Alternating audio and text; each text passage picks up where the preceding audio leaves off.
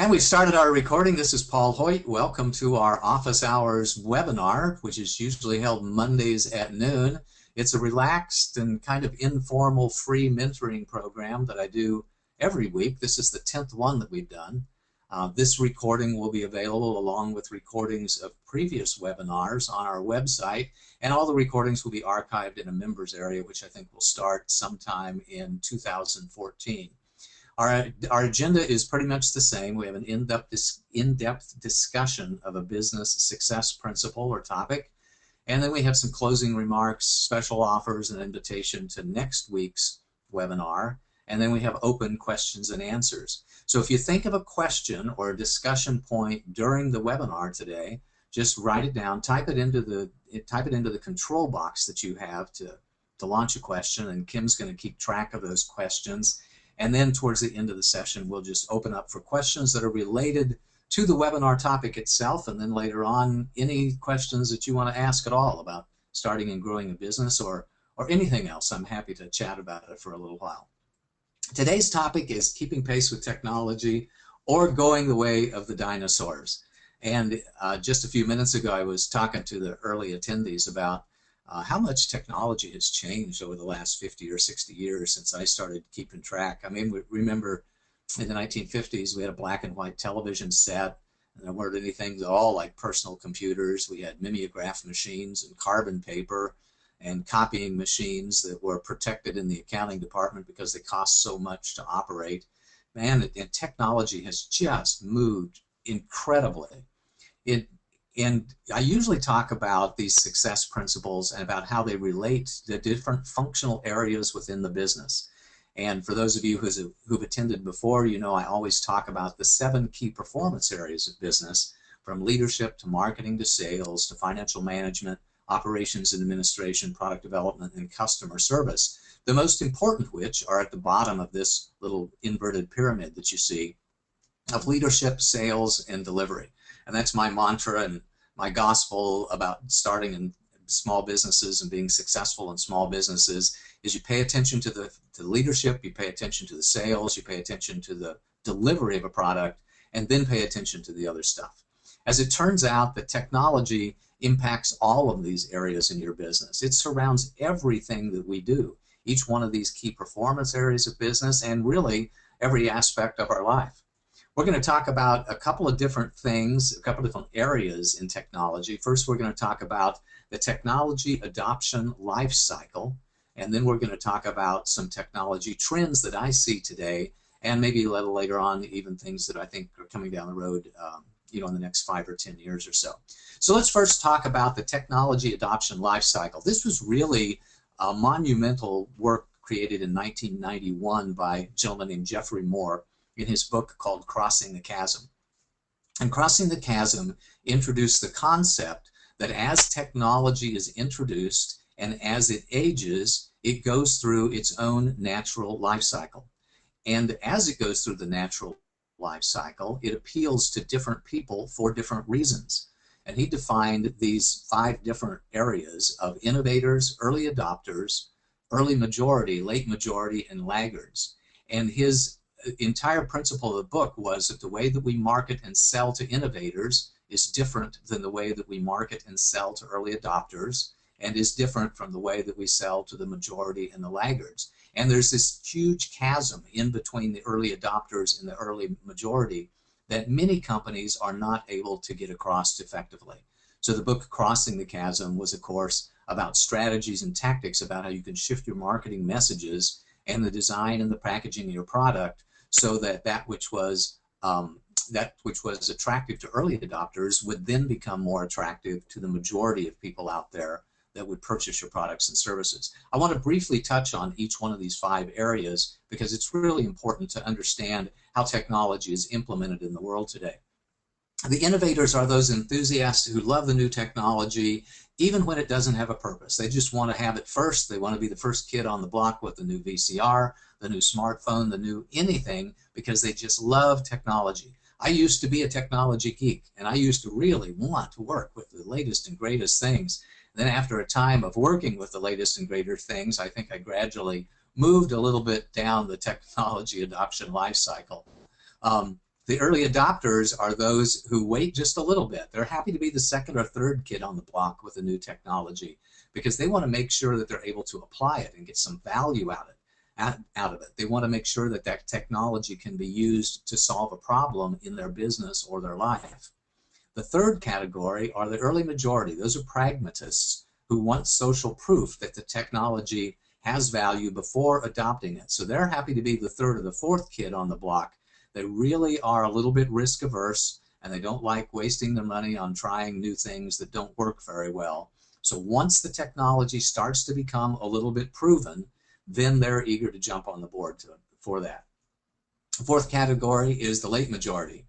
They really prefer the old technology until it's clear that it has become a new technology that's starting to dominate or is already dominating the marketplace. And the last category are the laggards who avoid adopting new technology at all costs. They really don't want to have anything to do with anything that's new at all because it just doesn't serve them very well. As it turns out, there's advantages to having each one of these phases, at each phase of the technology adoption life cycle.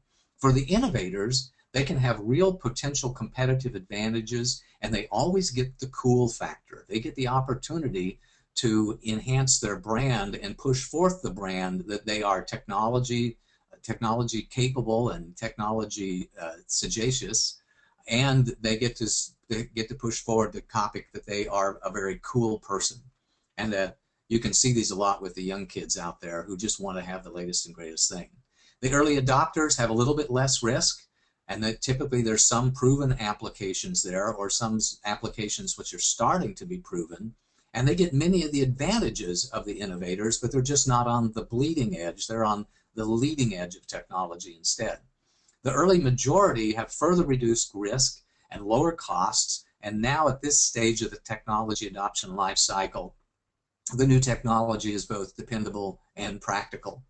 And at the late majority, we have no risk and lower costs, and it's oftentimes called common off-the-shelf technology, or COTS. In fact, in many government proposals and other proposals, they will insist that people offer to use common off-the-shelf technology because they don't want to have any risk in the implementation at all. So this is a proven strategy that works for those who can't afford to fail. When stability is far more important than looking cool, you may want to be a member of the late majority. And the last ones are people who avoid doing it until they absolutely have to, or they avoid doing it until it becomes commodity pricing and they can get 10 or 15 people. And this is a classic case of waiting until the brand name becomes generic, or you're able to get a generic version of whatever it is that was patented or proven or only available through a few suppliers at the beginning. Waiting until that so you can get commodity pricing for that and absolutely no risk whatsoever. So the technology adoption life cycle has applications both internally and externally. So internally, it may govern the way that you adopt new technology and use it to your advantage in your business. And externally, it can have a great influence on the way that you develop and position your products and services to the outside marketplace. My encouragement to each one of you is to be flexible. You don't always have to be an innovator, even though it's cool to be an innovator sometimes. Sometimes you can be a laggard much to your advantage. Let me give you some examples of that. First of all, with automobiles. It's really nice to have the newest and latest and greatest version of an automobile. I know there may be some of you on this call today or listening to the recording that just can't wait until January when the brand new 2014 Corvette comes out. That's going to be an awesome, awesome car. And there's probably some of you out there who have already put your order in for that car. But for some of us, the strategy that we like to employ when it comes to having a car is to wait till the car's been out a few years. We don't want to buy the first model year of any sort of model change in a car. And we may even wait until the car's been out 2 or 3 years, and we may only buy used cars. So some people, the right strategy for them is today in 2013 is to buy a 2010 whatever proven car that has low mileage on it, that they know is going to be very safe and very dependable.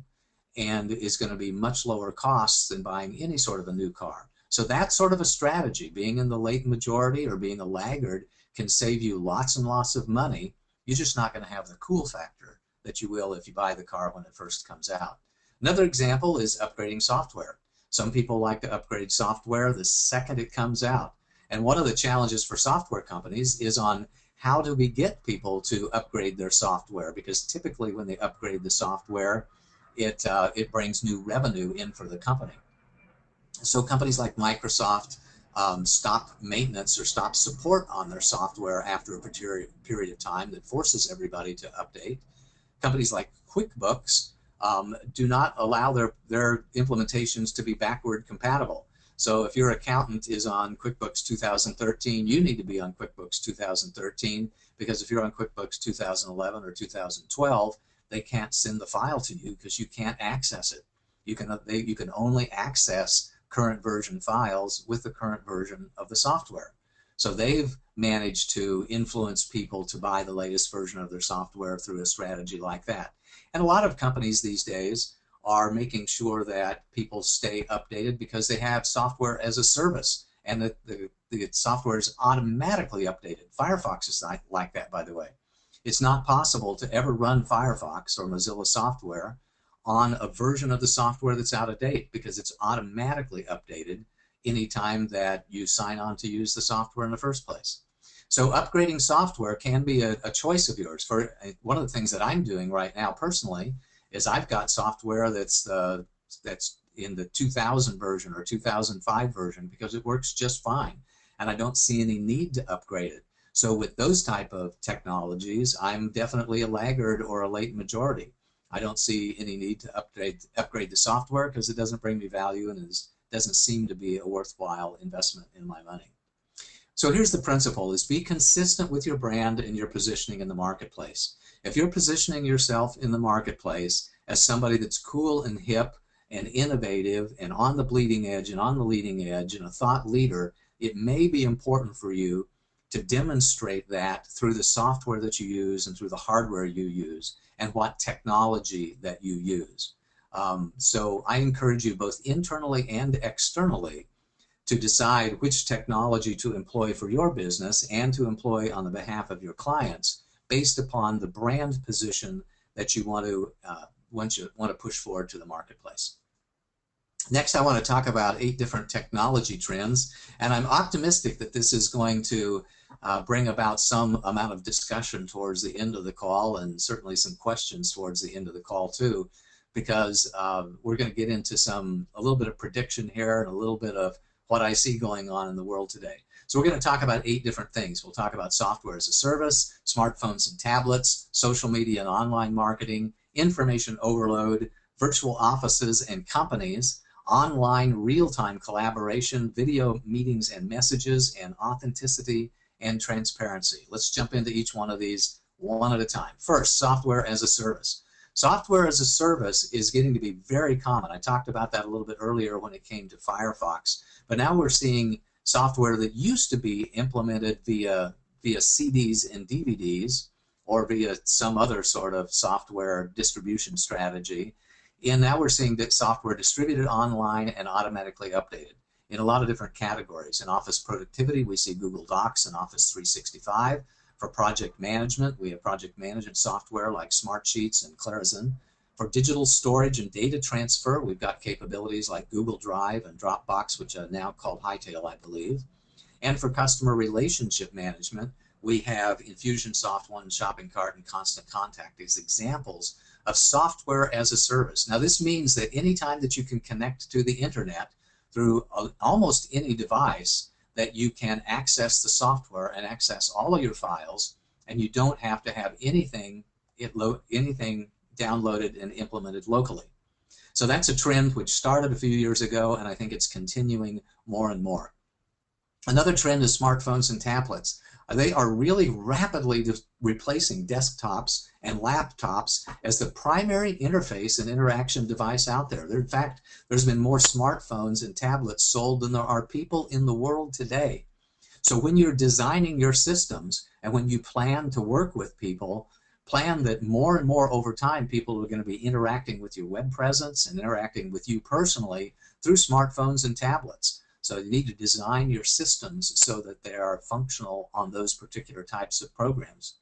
Another thing we're seeing with smartphones and tablets is constant connectivity. I remember years ago when I used to say that unlimited bandwidth and constant connectivity was coming.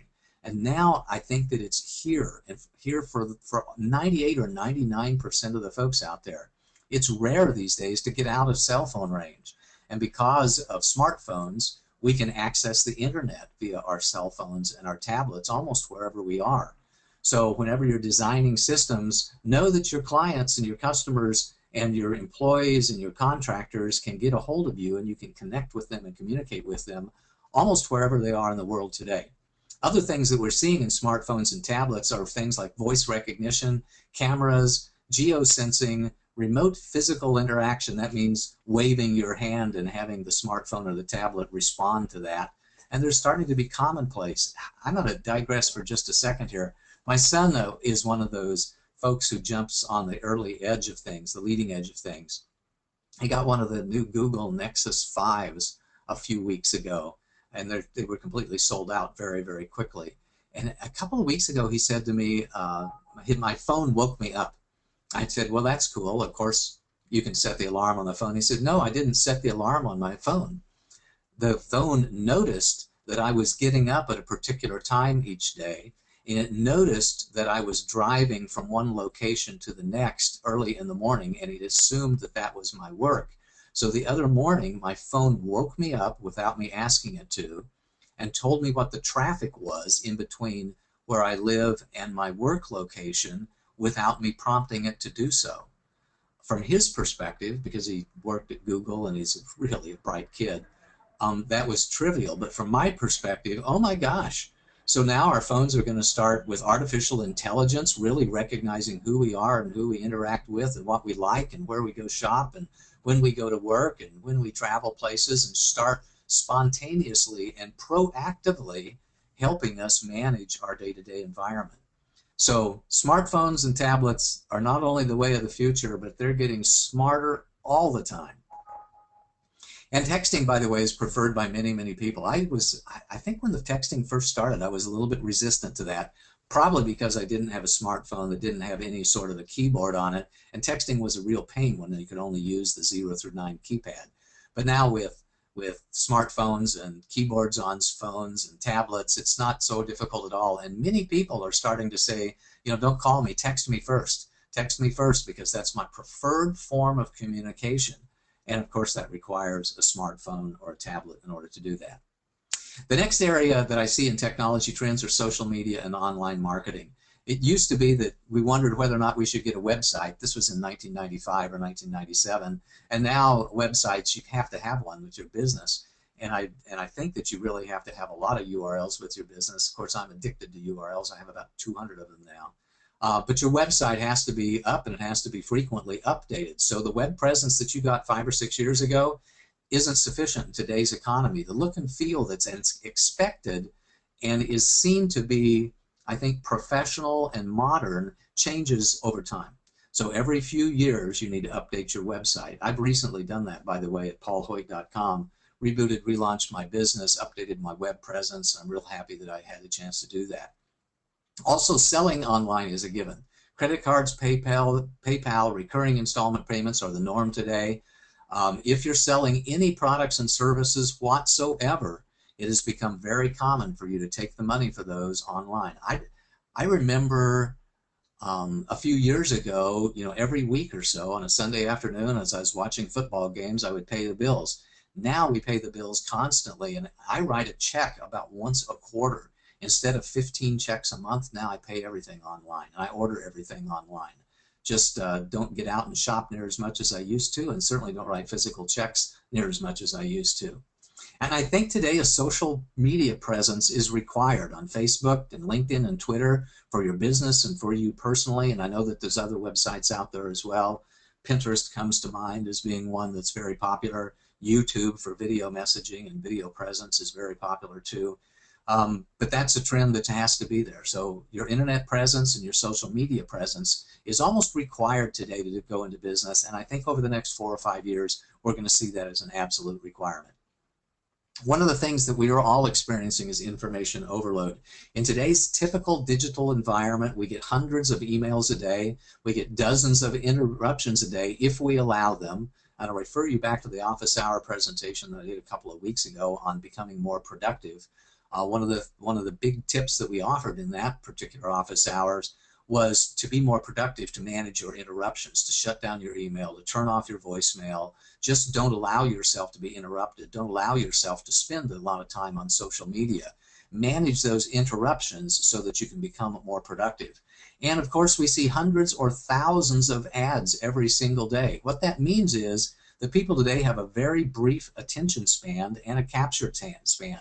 It used to be that you could put up a 5 or a 10-minute video, but now it's about 2 or 3 minutes. It used to be that people would spend a minute on your website. Now it's about 5 seconds. So you really have to pay attention to folks' brief attention span and capture time. And in fact, in psychology, there's a phrase out there called technology-induced attention deficit disorder.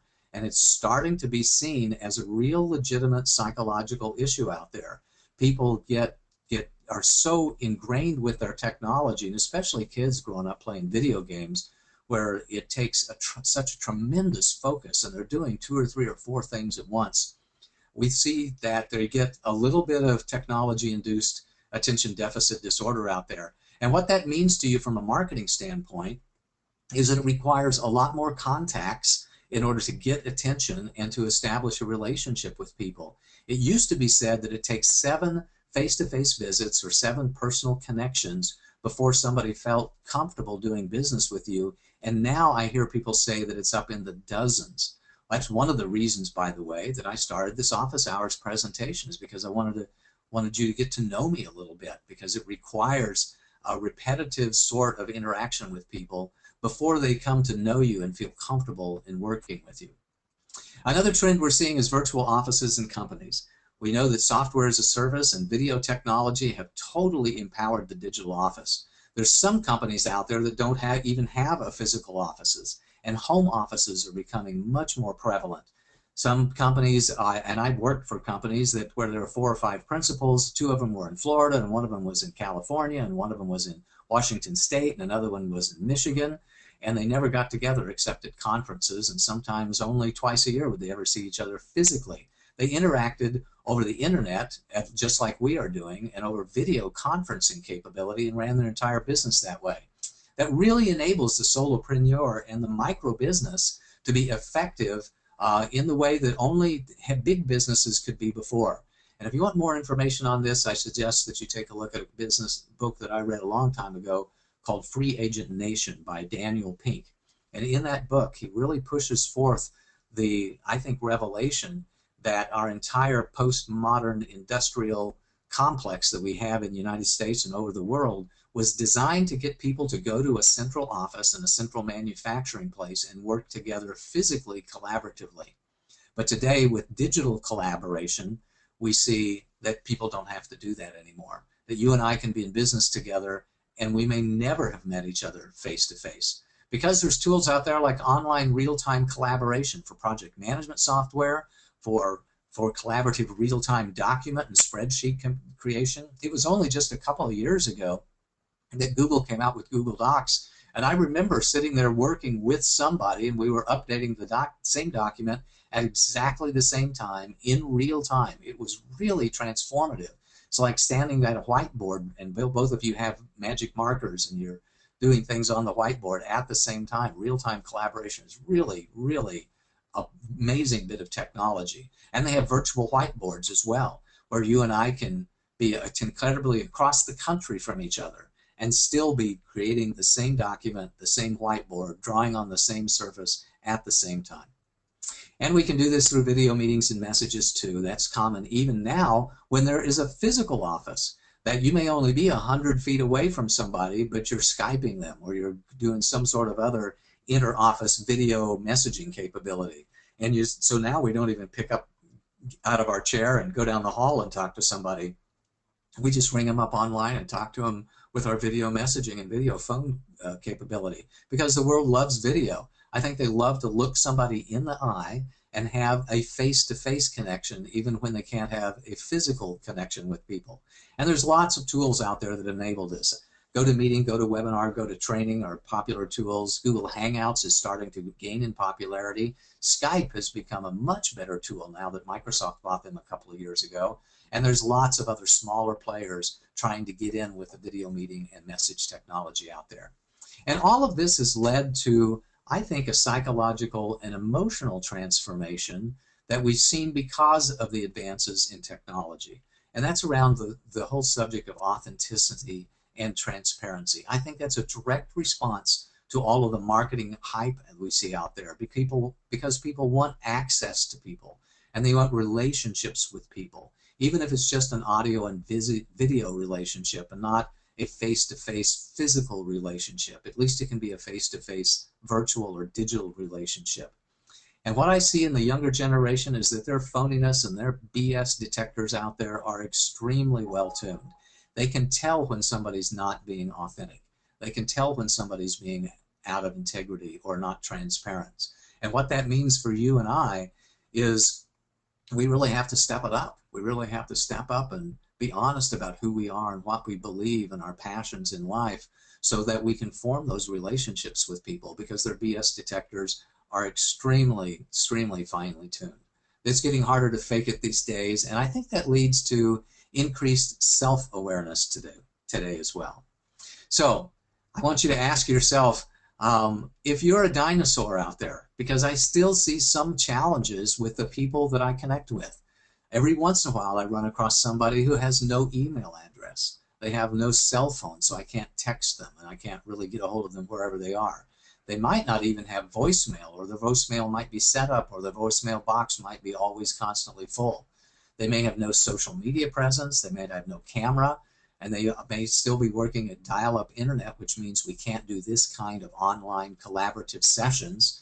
And they may also have very poor writing skills. Now, I tried to get the most friendly, cheerful, innocent-looking dinosaur that I could to put into this presentation, because I still love and care about these people. If you're one of those people who is way behind the technology curve and you don't have some of this stuff or any of this stuff implemented in your business, please know that I care about you and I want to support you. But it's really hard to do unless you get up to speed. Just be a year or so behind on technology, not 5 or 10 years or so behind on technology. So this is what I want you to do. Here's your homework and your exercises. I want you to review your use of technology internally and externally, and ask yourself whether that you are at a competitive advantage or disadvantage because of the way you are or are not employing technology in your marketing and or in your products and services. Could you step it up a little bit? Could you do video conferencing?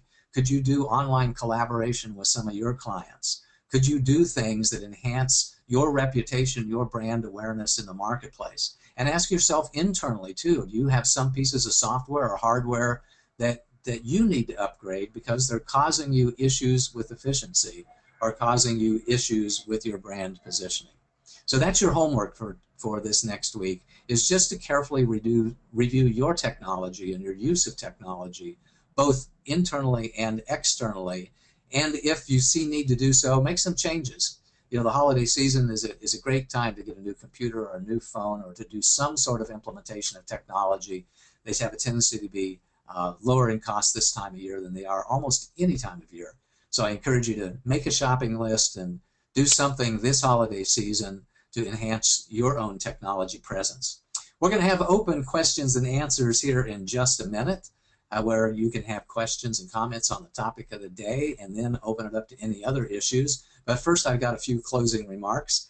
I want to extend another invitation to you to join Paul's Tribe. That's a Skype group, and we're going to be doing some special work with my Skype group, especially when it comes to new products and services and offerings. So I encourage you to take advantage of that and connect with me on Skype, and just let me know that you want to be a member of that.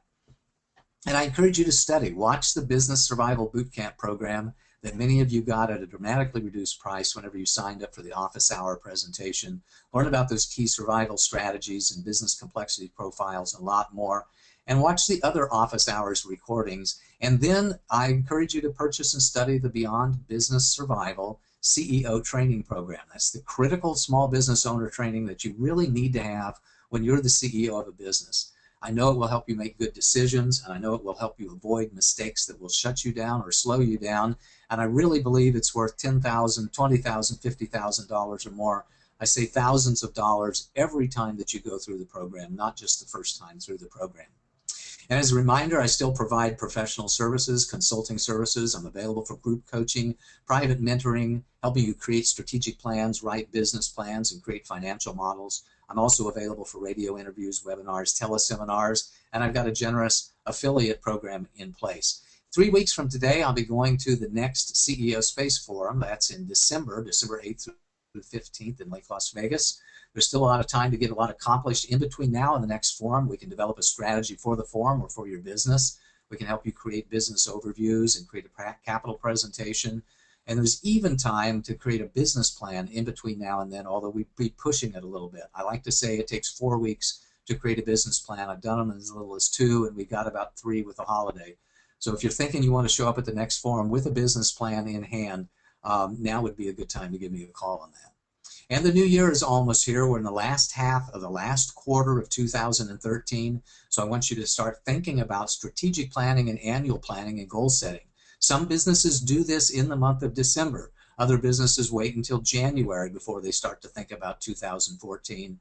If you want to start to think about 2014 and make it your most productive time ever, then I encourage you to give me a call right away. I'm happy to spend an hour with you or even longer, depending on where you are in your business, to talk about 2014 and help you set goals and help you make that the best year ever.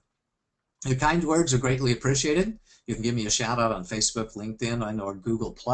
Send me just an email at paul@paulhoyt.com. I collect testimonials. If I've in some way helped you in your business through the office hours presentation, through some of the other books that I have written, or through some of the services I've provided, please just send me a few kind words and we'll put you up on our testimonial website. Next Monday, we're going to be doing one of my most favorite topics, which is on cash flow. The subject of next Monday's call will be cash flow secrets, managing the ins and outs of your money. And this is going to be a working session. So we're going to give you a template. We'll talk about cash flow principles, and we're going to invite you to actually do a little cash flow forecasting during the session itself. And if you'd like to suggest topics that you'd like for me to address on future office hours, please go to www.paulssurvey.com. That's P-A-U-L-S, capital S-U-R-V-E-Y.com. Actually, you don't need the capital in there, but there are a couple of S's in there. Go to paulssurvey.com.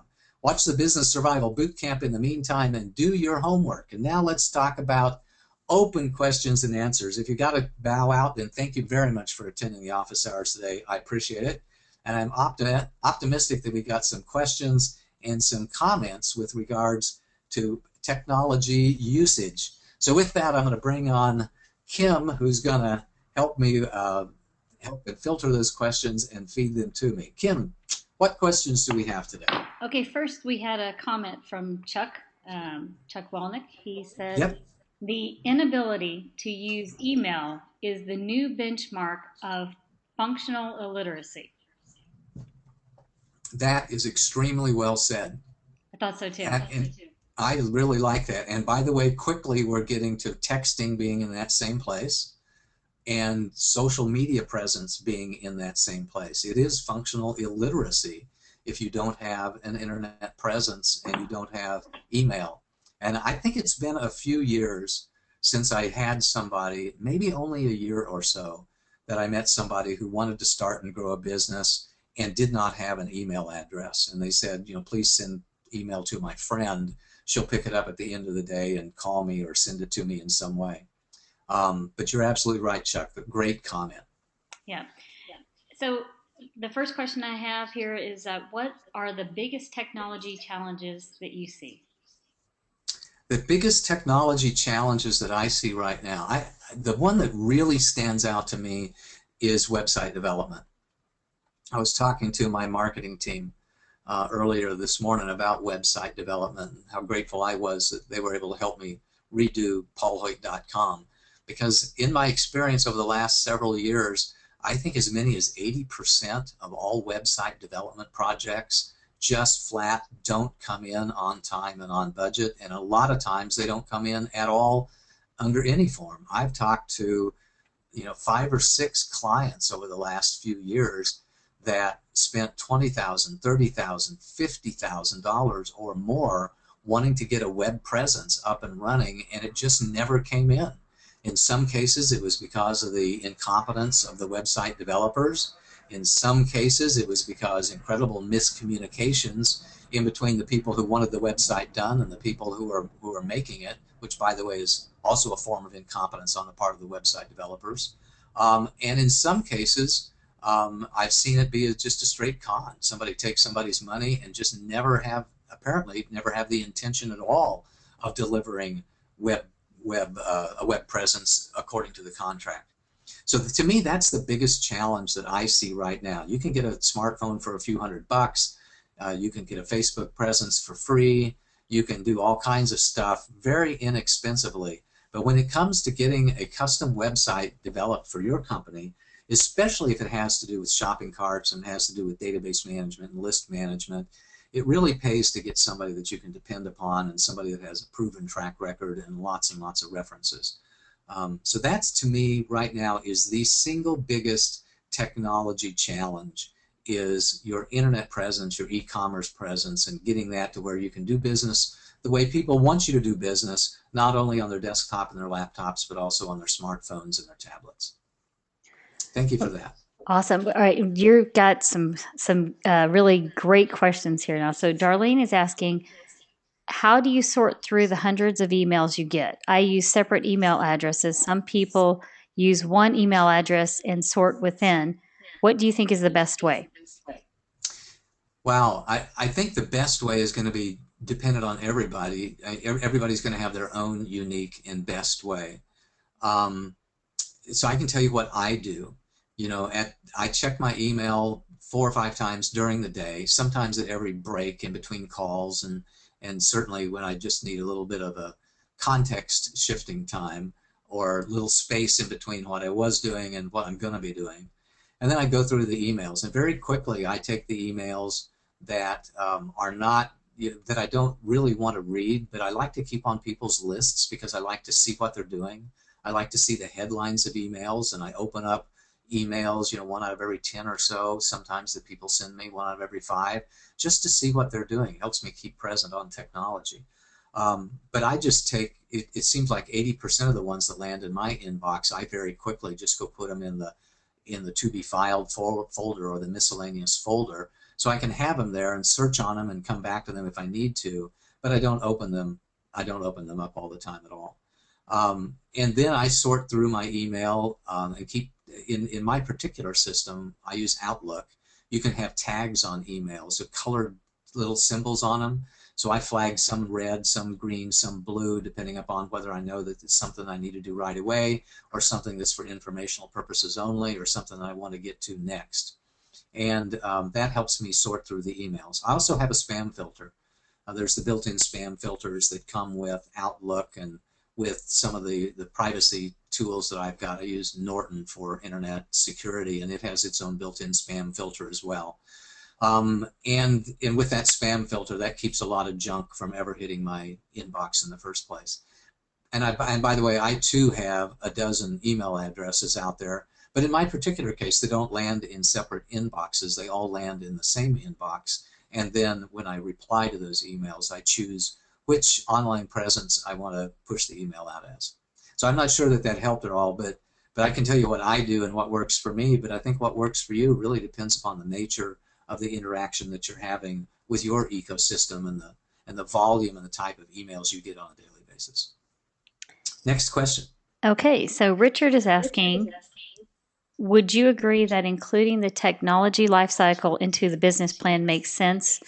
For example, have a specific strategy, reason statement that says something like business will prioritize a quality printer because print communication reflects on the competence of the staff. Assets that have long life but are not visible to clients, such as internal general ledger, will be kept as long as feasible before being upgraded. Absolutely. And Richard, by the way, is a really smart guy. I had a chance to work with him at EDS DB Intellect a few years ago, and I've got a lot of respect for him. But you're absolutely right. So when you develop your strategic plan for your business, you can, and large companies, by the way, do have very specific policies about when they will update technology internally and when they will update technology externally. And there's typically a product life cycle associated with every product that has any sort of technology associated with it. For example, when Hewlett-Packard introduces a new printer, they know exactly how long that printer is going to be on the marketplace and how many they're going to sell in phase 1 and phase 2, and the pricing and the feature set associated with that at each phase of that product's life cycle. So it's very common for technology companies to know exactly how long something's going to be on the marketplace. In today's economy, and especially with technology, the model years are really low. I mean, Apple's introducing a new smartphone at least once a year. Google introduces a new Nexus platform once a year. You can count on it about this time of year. This year it was the Nexus 5. In October, November next year, it's going to be the Nexus 6, and you can count on that. So they, in their adoption life cycle, they know that they're going to sell a whole bunch in the first few months, and then a little bit later on, and you can expect a price reduction in 6 months, and maybe another small price reduction at 9 months. And because they know that when they announce the new product, that sales of the old product will die out completely. That, by the way, is called the Osborne effect. There was a gentleman, I can't remember his first name, Tom Osborne, I believe, in the early 90s had a company called the Osborne Computers, and he made the big mistake about announcing the Osborne 2 before he was able to deliver it. And because of delayed deliveries, and because the Osborne 2 was so much more powerful and less expensive than the Osborne 1, he completely shut off all sales of the Osborne 1 and went out of business before the Osborne 2 ever hit the marketplace. So it's really important to not only have a product life cycle if you're a technology company, but to manage that effectively, and don't announce a product until you're actually able to deliver that product. Next question. Okay, Brian would like to know how important are having blogs with integrated webinar and personal video integration? I don't know. In days past, before social media hit, the way that we interacted with our digital community was with blogs. But today, with Facebook posts and email lists, I don't know that you really need a blog or a video blog. I think it can be a very effective relationship development strategy, and it can be an effective lead generation strategy, but it's not necessary. I, for example, don't really have a blog. The way that I reach out to my marketplace is through my books and through these weekly office hours presentations. So I guess you could call this like a video blog. It's a presentation blog that I do every week. But if so, I'm gonna, maybe I take that back and just call this a P-log or a P-blog, a presentation blog that I do every week that allows people to get to know me a little bit better and allows me to build relationships with people. What we do know is that it takes a lot more connections, a lot more touches or contacts with our clients out there before they start to be comfortable dealing with us and we become known to them. Because of the technology-induced attention deficit disorder and the incredible proliferation of messages that they see out there, it takes a lot of time in order for them to feel comfortable with us and thus to even be on their radar screen. So whatever you do to have repeated touches with your community, whether it be through your social media posts or your emails to your lists or your blogs or your video blogs or your presentation blogs, then it's definitely important for you to reach out frequently and professionally so that you can build those relationships. Great question. Thanks, Brian. Yeah, and he finished it with another question, and then I've got another one after that, a couple of them. So when do you think someone should invest in a professional email service like Constant Contact or Infusionsoft? I think generally when you want either one of two things, either you start to have like a few hundred people on your list that you want to connect with or more, because sending personal emails out 20 or 30 at a time can get bothersome and troublesome, and and sometimes your email services can just shut you down and won't allow you to send out that many personal emails as a blast to your list. But the other good reason to do it is because you get a much better presence whenever you use Constant Contact or Infusionsoft or some sort of an email list out there. Ventive is another one of those good email marketing systems that I'm aware of out there that you might consider, because they allow a much better proliferation of great technology. Good image control, good personalization, so it says, you know, Dear Brian or Dear John or Dear Kim at the front of it, and you don't have to personalize each email individually, and you can say something better than Dear Friend. It's proven that your emails will get a higher open rate over time if they're personally addressed. And latest technology is even to personally address, to place the person's name in the subject line of the email as well. So if you want to personalize it, if you want to spruce it up and have a little better look and feel and a little better image to the marketplace, do it then. And certainly if you get more than 100 or 200 people on your list, I know it gets a little bothersome to send them out via personal email. Okay, so Next. this next question, I really like this question, and I'll tell you why. I'll ask the question in a minute, but I have to bring up the fact that, have you seen the new watch, the Bluetooth watch that's connected to the phone? I haven't seen it physically in person. I've seen it on the internet. You know, I've seen ads for it and read articles on it, but I haven't physically seen one. Okay, I've seen it in person. It's really, really super cool. And I'm not even a watch person, but I had someone who had one, and it was amazing. So anyway, here's the question. This is from Richard. He said, could you comment on the thought that using different visible technology for different client meetings? For a stingy client, don't have a meeting with the newest gadget, but with a bleeding edge client, go with nothing less than early majority or early adopter equipment. I think you touched on this a bit as using visible gadgets to be a subtle competence communication. I think you're absolutely right.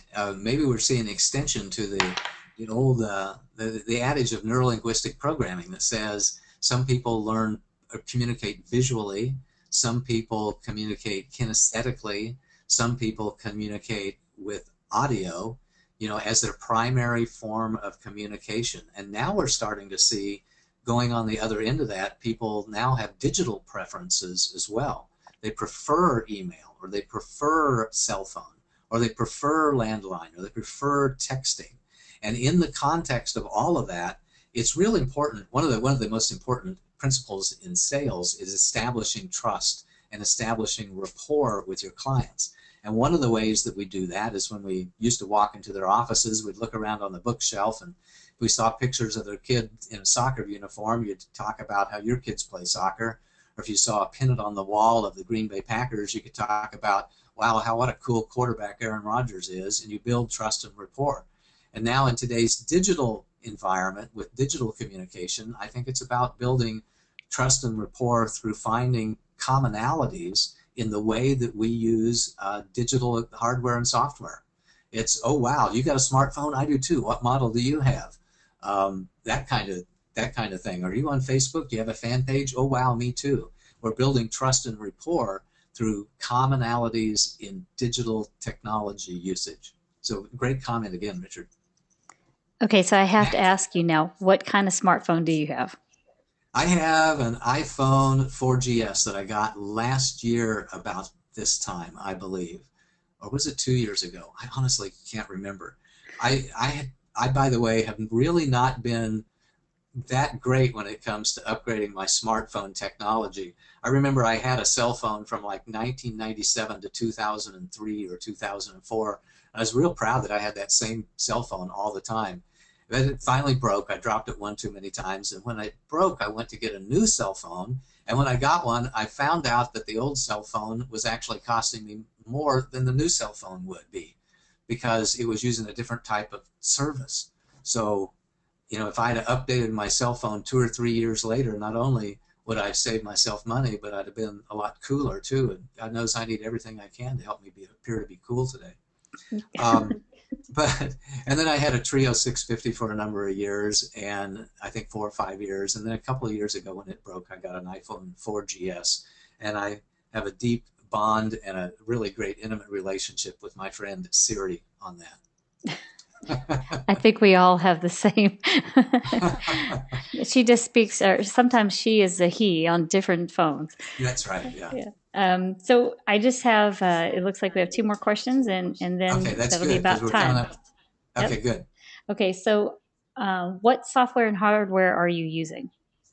Wow, me personally, I'm a Windows guy, and the reason I'm a Windows guy is because I have invested thousands of dollars in Windows software and technology. So I got a new computer just a couple of months ago, and I got a new solid state computer. I usually buy, by the way, a new computer once every 4 or 5 years, and I run it until it dies, and then I get a new one. And I usually get when I get a new one, I try to get the fastest and hottest thing that I could. So I got the fastest computer I could with a lot of memory on it and a 256 gigabyte solid state drive. So it's blazing fast and it's a Windows machine. I particularly, by the way, got a Lenovo machine. And the reason I got a Lenovo was 5 years ago when I got my other machine. It was Lenovo and it lasted me a long time. It's very durable.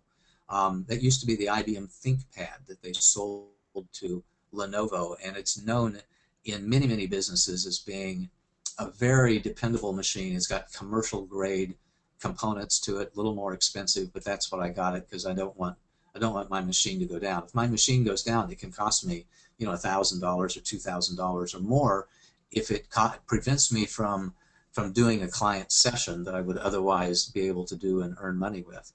So I use Windows, and I recently upgraded to Office 365, and I use Microsoft products for my office productivity quite a bit. And then I've also got, by the way, an iPad too. So I primarily use a smartphone i4GS, an iPad 2, and my new Lenovo machine to do what it is that I do with technology. Awesome. Thanks for asking. Yeah, there's this is the last question. It's a perfect one to end on, I think, because we're going to Okay. ask you to see into the future for us. What do you think's coming in the next 10 years? Oh, my golly. What's coming in the next 10 years? Well, certainly video messaging and video conferencing. I think FaceTime on cell phones and smartphones is just going to be commonplace anymore. I think we're going to see little miniature Ring cameras and Bluetooth driven watches and all kinds of things. I think it's not going to be too long at all before we start seeing uh, chips. Maybe they're not sewn into our skin like we do with our dogs, but they're going to be, they're going to be bands. They're going to be little rings or little ankle bracelets or bracelets that we wear around our wrists that will identify who we are and what we are at any one point in time. So that we'll be in constant connectivity, and we won't even have to do much at all. I think we might see collar microphones start to be really common, so that we don't have collar wireless microphones, so we don't have to be on and off, and we'll be able to have earbuds in our ears and collarless collared microphones, and our cell phone becomes a bracelet, and we'll be in constant contact with the world wherever we go, and everybody will know exactly where we are and what we're doing at any one time if we choose to let them know that. That's going to be really handy for parents because we'll get to know where our kids are up until they reach the age of 18 or 16 or whenever that negotiated stage of, okay, now you can be somewhere and I don't need to know where you are anymore is. And I think we're going to see that a lot. So the constant connectivity, the constant reduction in the form factor of microphones and cameras and earbuds and cell phones. I think in 10 years or so, we're going to see this stuff ingrained with our clothing, really smart adaptive clothing that has all of these features built into them. They're going to be commonplace as well. So we're headed down the road of continuing down the road, rather, of decreased cost with technology, increased functionality with technology, increased usage of technology, and an increased expectation of almost everybody that we work with that we'll try to maintain and keep pace with the technology, and we will not be a dinosaur because they're not going to want to hang out with dinosaurs. So with that, I'm going to call that my closing remarks for today. I'm going to encourage you to go to paulssurvey.com, and I apologize for not having this up early, but go to paulssurvey.com and let me know what you would like for me to talk about or what subjects you would like to get some training on some hands-on training in the course of one of these office hours presentations, you're welcome to send me an email to paul@paulhoyt.com or call or text me at my telephone number 415-997-8001. Anytime that you like. I'm available between about 7:30 in the morning and 7:30 at night, Pacific time, 6 or 7 days a week. Thank you so much for attending or listening to the recording. This is Paul Hoyt signing off and wishing you a most marvelous and prosperous day. Thank you. Bye-bye. Thanks.